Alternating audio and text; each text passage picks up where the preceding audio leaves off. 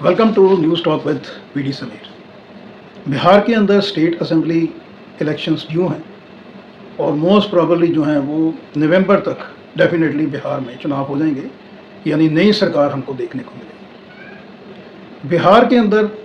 जो मैंने अपने लेवल पे एक राजनीतिक समीकरण को एनालिसिस किया है, तो बिहार के अंदर अभी फ़िलहाल ऐसा लग रहा है कि किसी भी पार्टी, किसी भी राजनीतिक दल या किसी भी जो गठबंधन को पूर्ण बहुमत मिलता हुआ नहीं दिखाई दे रहा है बिहार के अंदर। यानी त्रिकंशो जो विधानसभा है, हंग असेंबली, उसकी ओर बिहार जा रहा है, जिसका मुख्य कारण मैं ये समझता हूँ कि बिहार के अंदर जो पॉलिटिकल सिनेरियो है वो बहुत कॉम्प्लेक्स है इस वक्त। एक तरफ एनडीए है, दूसरी तरफ इंडिया अलायंस है। एनडीए इंडिया अलायंस के बीच ही मुकाबला ये पहले देखा जा रहा था और उस स्थिति में डेफिनेटली जो है वो या एनडीए की सरकार वहाँ बन जानी थी या इंडिया अलायंस की, यानी किसी न किसी गठबंधन को डेफिनेटली बिहार के अंदर पूर्ण बहुमत मिलना था, ये दिखाई दे रहा था। लेकिन जिस तरह से प्रशांत किशोर पीके, उनकी जन स्वराज पार्टी उभर के आई है, लगातार पिछले 2.5 साल से प्रशांत किशोर जो है पॉलिटिकल स्ट्रेटेजिस्ट रहे हैं, उनका जो राजनीतिक दल है वो ज़मीन पे उतरा। प्रशांत किशोर ने लगातार यात्राएं की बिहार के अंदर, और वो चाहे रूरल कॉन्स्टिट्यूंसीज हैं, अर्बन है या सेमी अर्बन है, वहाँ पे उन्होंने काम किया। जो प्रशांत किशोर ने मेहनत पिछले 2-2.5 साल में की वो अभी दिखाई दे रही है हमको। तो एनडीए के अलावा इंडिया गठबंधन को चुनौती दे रहे हैं कहीं ना कहीं प्रशांत किशोर, उनकी पार्टी जन स्वराज। और चौथा, बसपा जो है, बहन मायावती ने भी आकाश नंद को पूरी जिम्मेवारी दे दी है बिहार की।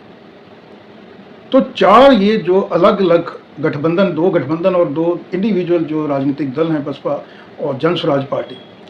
इन्होंने जो इलेक्शन में एंट्री हुई है इनकी, अलॉन्ग विद जो चिराग पासवान है। चिराग पासवान हालांकि हिस्सा तो डेफिनेटली एनडीए का है, लेकिन कुछ सेगमेंट के अंदर वो भी जो है कहीं ना कहीं वो यहाँ भारतीय जनता पार्टी को और यहाँ आरजेडी को, इनका समीकरण भी बिगाड़ सकते हैं इन दोनों दलों का। तो इस सिनेरियो में ये बन रहा है कि पहली बार बिहार में हमको एक पोस्ट पोल अलायंस भी देखने को मिल सकता है। प्री पोल अलायंस तो मैंने जैसे आपको बताया कि भारतीय जनता पार्टी, जनता दल यूनाइटेड और चिराग पासवान, इसके अलावा कुछ और छोटे दल हैं, जीतनराम मांझी हैं, ये एनडीए का हिस्सा हैं। इंडिया अलायंस के अंदर आरजेडी लीड कर रही है, उसके साथ कांग्रेस और लेफ्ट। तो पहले मुकाबला एनडीए वर्सेस इंडिया था, लेकिन जैसे मैंने आपको बताया कि बसपा की एंट्री, जन स्वराज पार्टी की एंट्री से जो पॉलिटिकल सीन है वो बिहार के अंदर बिल्कुल बदल गया। इस वक्त अगर हम बिहार के अंदर देखें तो जो एनडीए का गठबंधन है वो लगभग 100 से 110 सीटें जो हैं उनको मिलती हुई दिखाई दे रही हैं। इंडिया अलायंस भी 100 के आसपास पहुंचा है। टोटल जो सीट्स हैं विधानसभा की वो 243 हैं बिहार के अंदर, और उसमें से 122 सीट्स जो हैं वो आपको चाहिए सरकार बनाने के लिए। तो एनडीए और इंडिया अलायंस जो है वो दोनों ही ये 122 के आंकड़े से पीछे चल रहे हैं। तो ऐसी हालत में जो है वो डेफिनेटली बिहार के अंदर जो है वो हंग असेंबली के चांसेस भी अब बन रहे हैं। अब मैं आपको बताना चाहूँगा कि पोस्ट पोल अलायंस में भारतीय जनता पार्टी और आरजेडी बाद में हाथ मिला सकते हैं। हालांकि अभी ये किसी भी सफॉलिस्ट को या किसी भी और जो पॉलिटिकल एनालिसिस उसको डाइजेस्ट नहीं होगा, लेकिन क्योंकि कभी भी आरजेडी ने, जब से आरजेडी की स्थापना हुई है, 1990 में लालू यादव मुख्यमंत्री बने थे आरजेडी के, लगभग 35 साल की जर्नी है आरजेडी की। आरजेडी ने कभी भी भारतीय जनता पार्टी को सपोर्ट नहीं किया और ना ही भारतीय जनता पार्टी ने कभी सपोर्ट एक्सपेक्ट भी करी है आरजेडी से। आरजेडी हमेशा बीजेपी से दूरी बना के चलती है, जिसका रीज़न है कि आरजेडी, लालू यादव ने 1995 में एक अलायंस बना लिया था बहुत मजबूत, माय समीकरण, मुस्लिम यादव, और ये 35 साल से ये माय समीकरण इंटैक्ट जुड़ा हुआ है विद आरजेडी, लालू यादव और तेजस्वी यादव, जिसमें बहुत बड़ी मुख्य भूमिका है मुस्लिम समाज की। तो आरजेडी कभी भी मुस्लिम समाज को अनॉयड नहीं करेगी, क्योंकि आरजेडी अगर प्री पोल अलायंस करती है बीजेपी के साथ तो जो मुस्लिम समाज है वो बिल्कुल ही छिटक जाएगा आरजेडी से। आरजेडी को अच्छी तरह मालूम है ये, और वो कांग्रेस की तरफ शिफ्ट हो जाएगा, क्योंकि मुस्लिम समाज जो है वो कभी भी भारतीय जनता पार्टी को वोट नहीं करता है। तो ये एक आरजेडी की बहुत बड़ी मजबूरी है।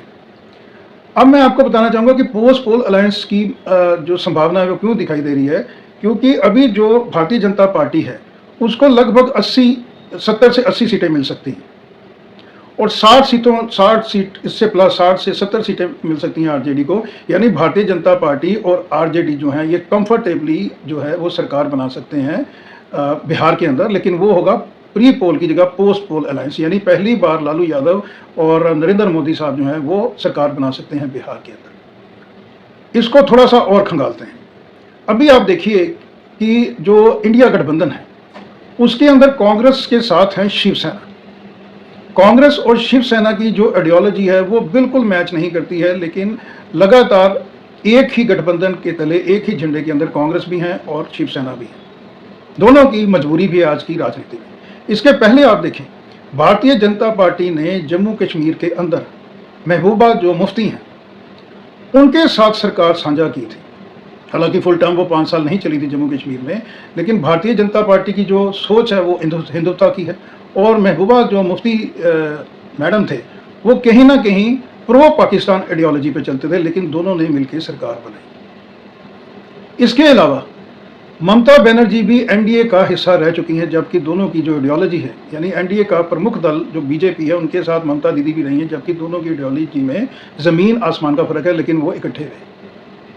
नेताजी माननीय मुलायम सिंह यादव ने भी अलग अलग मौकों पे इनडायरेक्टली, डायरेक्टली तो नहीं, इनडायरेक्टली भारतीय जनता पार्टी को सपोर्ट किया अपने टाइम पे। और कहीं ना कहीं उन्होंने नरेंद्र मोदी की जो है वो पॉलिटिकल जो उनकी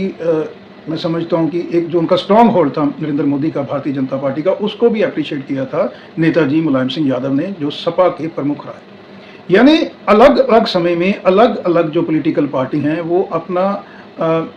खुद का पर्सनल बेनिफिट और लॉस देखते हुए गठबंधन में आ भी जाती हैं और गठबंधन को छोड़ भी देती है। हाल ही में आपने देखा आम आदमी पार्टी अरविंद केजरीवाल 2024 के लोकसभा चुनाव में वो भी इंडिया गठबंधन का हिस्सा थे, लेकिन कुछ उनकी दूरियां मनमुटाव बढ़े कांग्रेस के साथ, तो अभी वो जो आम आदमी पार्टी है वो गठबंधन से बाहर है, इंडिया गठबंधन से। और आम आदमी पार्टी भारतीय जनता पार्टी को कम और कांग्रेस को ज़्यादा निशाना लगा रही है, जबकि कहीं ना कहीं आम आदमी पार्टी की सोच और कांग्रेस की सोच मिलती है, लेकिन वो अटैक आम आदमी पार्टी कांग्रेस को कर रही है। और जहां उनकी सोच नहीं मिलती है भारतीय जनता पार्टी के साथ, उनको उतना अटैक अरविंद केजरीवाल आम आदमी पार्टी नहीं कर रही। तो आज के सिनेरियो में बिहार के अंदर भी ये बहुत संभव है कि पहली बार 35 साल की जर्नी हो चुकी है आरजेडी की, लालू यादव जी की, और अभी कमान जो आरजेडी की है वो सीधे तौर पे लालू जी के सपुत्र जो हैं छोटे तेजस्वी यादव संभाल रहे हैं। तो बहुत संभव है कि तेजस्वी यादव भारतीय जनता पार्टी के साथ हाथ मिलाएं। ये एक मजबूरी भी हो जाएगी बिहार की, क्योंकि हंग असेंबली की स्थिति के अंदर कोई भी राजनीतिक दल ऐसा नहीं है, चाहे वो बीजेपी है, आरजेडी है, जेडीयू है, कांग्रेस है, जो फिर से चुनाव में जाना चाहे। तो उस वक्त इन्हीं लीडर्स की तरफ से यही कहा जाएगा कि बिहार की जनता की भलाई के लिए, क्योंकि करोड़ों अरबों का चुनाव खर्चा होता है अगर फिर से वहाँ इलेक्शंस होते हैं, तो फिर भारतीय जनता पार्टी और जो आरजेडी है उनकी तरफ से यही बोला जाएगा कि बिहार की जनता, बिहार के हित को लेके, बिहार की फाइनेंशियल पोजीशन को देख के ये अब हमारी मजबूरी है कि आरजेडी और बीजेपी को हाथ मिलाना पड़ेगा। ये सिनेरियो हमको, मैं समझता हूँ कि आज अगर चुनाव होते हैं बिहार के अंदर तो बहुत मुमकिन ये सिनेरियो हमको देखने को मिल सकता है।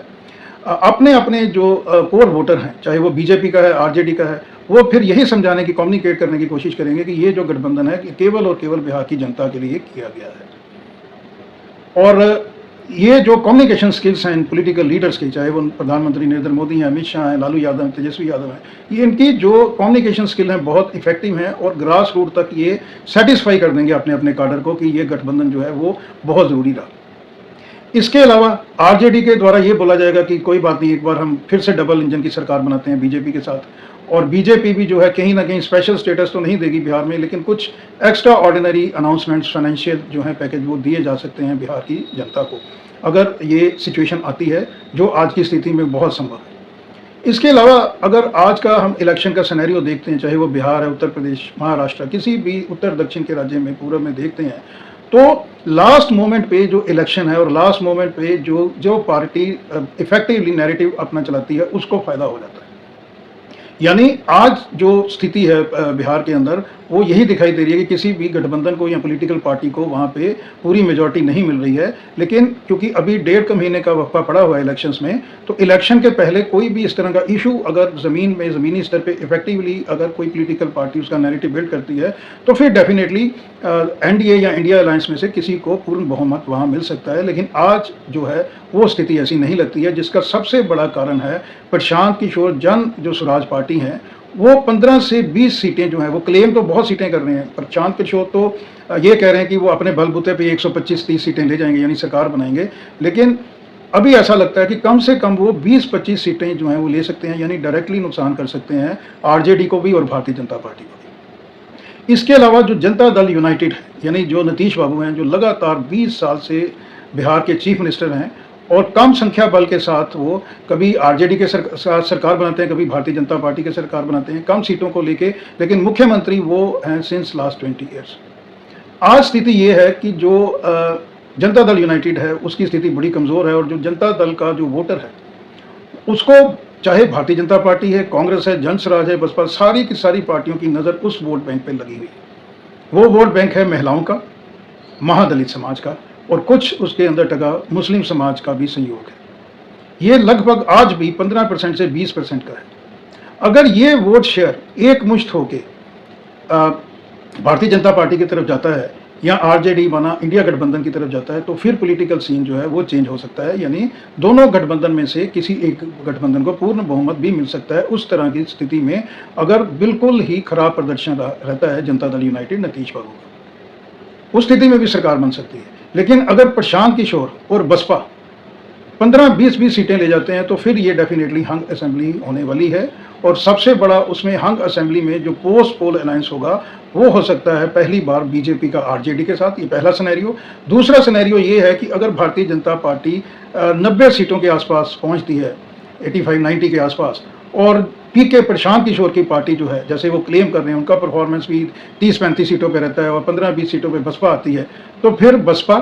प्रशांत किशोर जनस्वराज पार्टी और भारतीय जनता पार्टी की भी वहाँ पे सरकार बन सकती है। ये दूसरा पॉलिटिकल सिनेरियो बन रहा है। तीसरा पॉलिटिकल सिनेरियो ये बन रहा है कि अपने आप में ही फुल मेजॉरिटी मिल जाए इंडिया गठबंधन को, क्योंकि इंडिया गठबंधन को जो है वो पॉसिबल ही नहीं है इस वक्त कि भारतीय जनता पार्टी या जनता दल यूनाइटेड उनको सपोर्ट करे। मुझे लगता है कि जनता दल यूनाइटेड भी अभी सपोर्ट नहीं करेगा आने वाले समय में आरजेडी को। और अगर बहुत बड़ा एक जंक निकलता है वोटर्स का जनता दल यूनाइटेड से आरजेडी की तरफ, तो फिर उस सिनेरियो, तीसरे सिनेरियो में वहाँ पे सरकार बनती दिखाई दे रही है हमको आरजेडी की, यानी मुख्यमंत्री तेजस्वी यादव वहाँ बन सकते हैं। लेकिन आज की जो स्थिति है उसमें ये मुझे लग रहा है कि सबसे बड़ा जो अलायंस, पोस्ट पोल अलायंस, जो एक पॉसिबिलिटी दिखाई दे रही है, पहली बार नई पॉसिबिलिटी है, जिसको डाइजेस्ट करना भी इतना ईजी नहीं है किसी भी वोटर के लिए, चाहे वो बीजेपी का आरजेडी का, लेकिन ये डेफिनेटली एक सिनेरियो बन रहा है बिहार के अंदर, क्योंकि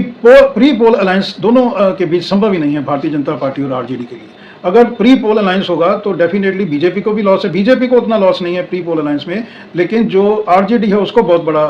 धक्का लगेगा, क्योंकि एक बहुत बड़ा जो वोट शेयर है वो खिसक जाएगा सीधा सीधा आरजेडी से, और वो कांग्रेस की तरफ जा सकता है या लेफ्ट की तरफ जा सकता है, ओवैसी अगर आते हैं ओवैसी की तरफ जा सकता है। इसीलिए आरजेडी और भारतीय जनता पार्टी में कभी भी जो है वो प्री पोल अलायंस नहीं हुआ है। लेकिन पहली बार बिहार की जनता के लिए और बिहार की खुशहाली तरक्की के लिए अगर हंग असेंबली, जिसके बहुत ज़्यादा चांसेस है, तो उसमें बिहार की ओवरऑल ग्रोथ के लिए भारतीय जनता पार्टी, आरजेडी यानी प्रधानमंत्री नरेंद्र मोदी और लालू यादव, तेजस्वी यादव हाथ मिला सकते हैं। उस सिनेरियो में बहुत संभव है कि तेजस्वी यादव जो हैं वो मुख्यमंत्री का चेहरा हो प्री पोल अलायंस में। लेकिन अगर सीटें ज़्यादा भारतीय जनता पार्टी की आती हैं तो वहाँ से भी कोई चेहरा हो सकता है, लेकिन संभवतः फिर जो है वो कहीं ना कहीं बिहार के अंदर आरजेडी बड़े भाई की भूमिका में हमको दिखाई दे सकती है। इसके अलावा लास्ट में आपको मैं ये बताना चाहूँगा कि जो आज का सिनेरियो बन रहा है वो बिहार के अंदर बहुत ही कॉम्प्लेक्स इसलिए बन रहा है कि सीमांचल और मिथिलांचल, यहाँ पे वोट का डिवीज़न बहुत बड़े लेवल पे हो रहा है, क्योंकि प्रशांत किशोर, चिराग पासवान और ओवैसी, इसके अलावा जो बहन जी मायावती बसपा है, उन्होंने भी जो बिहार के अंदर पूरी तैयारी की है, तो जो समीकरण बिहार के अंदर सेट करती हैं डिस्ट्रिक्ट्स और सेगमेंट्स, उसके अंदर भी बहुत कन्फ्यूज़न है। मैं आपको बताना चाहूँगा कि मिथिलांचल के अंदर दरभंगा, समस्तीपुर, मधुबनी, बेगूसराय, मुजफ्फरपुर और मेदोपुरा, और सीमांचल के अंदर कटिहार, पूर्णिया, किशनगंज, अररिया, ये जो सेगमेंट हैं जो बिहार की राजनीति की दशा और दिशा को निर्धारित करते हैं, इसके वोटर्स ने अभी जो है वो माइंड नहीं बनाया कि किस पॉलिटिकल पार्टी या किस गठबंधन की ओर ये जाने वाले हैं। क्योंकि जो सीमांचल है या मिथिलांचल है, इसके अंदर बहुत बड़ी से है मुस्लिम समाज की और ओबीसी की। अगर ये शिफ्ट होके जाता है प्रशांत किशोर की तरफ, जो प्रशांत किशोर इसी सेगमेंट पे नज़र लगाए हुए हैं, उसके अलावा बसपा भी इसी सेगमेंट में नज़र लगाई हुई है, और अगर इस सेगमेंट में कुछ वोट परसेंट यानी 10 से 15% भी अगर चेंज होता है और शिफ्ट होता है टुवर्ड्स प्रशांत किशोर या बसपा, तो फिर आप डेफिनेटली देखिएगा कि आने वाले समय में पहली बार बिहार में बीजेपी और आरजेडी सरकार, यानी लालू यादव, तेजस्वी यादव और नरेंद्र मोदी हमको एक पॉलिटिकल फ्रेम के अंदर देखने को बिहार के अंदर पहली बार मिल सकते हैं। तो आज के अंक में इतना ही, फिर किसी और ज्वलित इशू मुद्दे को लेकर आपके सामने हाजिर होगा। तब तक के लिए नमस्कार।